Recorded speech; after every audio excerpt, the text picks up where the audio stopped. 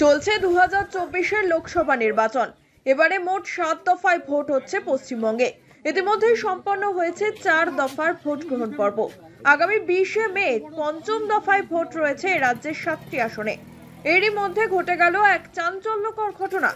গোবর লেপা হলো তৃণমূল সুপ্রিমো মমতা বন্দ্যোপাধ্যায় ও তৃণমূলের সাধারণ সম্পাদক অভিষেক বন্দ্যোপাধ্যায়ের পোস্টারে। ঘটনাটি ঘটেছে দুর্গাপুরের 21 নম্বর ওয়ার্ডের শারদাপল্লী এলাকায়। জানা যায়, সেখানে মুখ্যমন্ত্রী মমতা বন্দ্যোপাধ্যায় ও অভিষেক বন্দ্যোপাধ্যায়ের পোস্টারে গোবর লাগানোকে কেন্দ্র করে উত্তেজনা ছড়িয়ে পড়ে এলাকায়। খবর পেয়ে ঘটনাস্থলে পৌঁছয় পুলিশ। তবে কে বা কারা এই কাজ করেছেন সেই বিষয়ে এখনো কিছু জানা যায়নি। যদিও এই ঘটনার জন্য বিজেপিকেই দায়ী করেছেন স্থানীয় তৃণমূল নেতৃত্ব।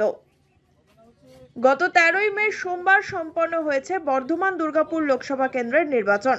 তারপরেও কেন এই ধরনের ঘটনা ঘটছে প্রশ্ন তুলেছেন স্থানীয় তৃণমূল নেতৃত্ব। ব্যাপারটা খুবই খারাপ, দুর্ভাগ্যজনক ঘটনা।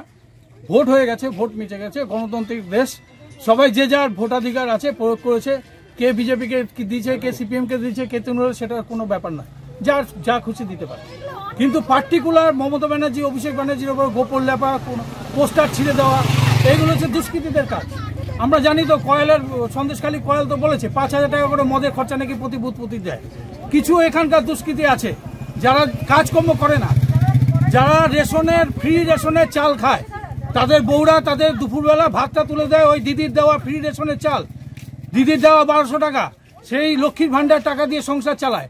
আর এই বিজেপির দেওয়া 5,000 টাকার মদের খরচা দিয়ে সেই দুষ্কৃতিকারীরা এসব করে বেড়াচ্ছে। আমরা চাই উপযুক্ত তদন্ত করে সেই দুষ্কৃতিগুলো চিহ্নিত হোক, এবং আমরা পুলিশকে ডেকেছিলাম, পুলিশ যথারীতি তাদের তদন্ত করছে। আর আশা করছি খুব তাড়াতাড়ি বেরিয়ে আসবে। খুব ছোট্ট পাড়া, অনেক বেশি লোকের বসবাস এখানে নয়, কেউ না কেউ কোথাও না কোথাও সন্ধান ঠিক পাবই। এবং এটা আমরা জানি, এই দুষ্কৃতিকারীরা ধরে তার উপযুক্ত তাদের ব্যবস্থা করা হোক। আর 4 তারিখের পরে তো অবশ্যই খেলা হবে।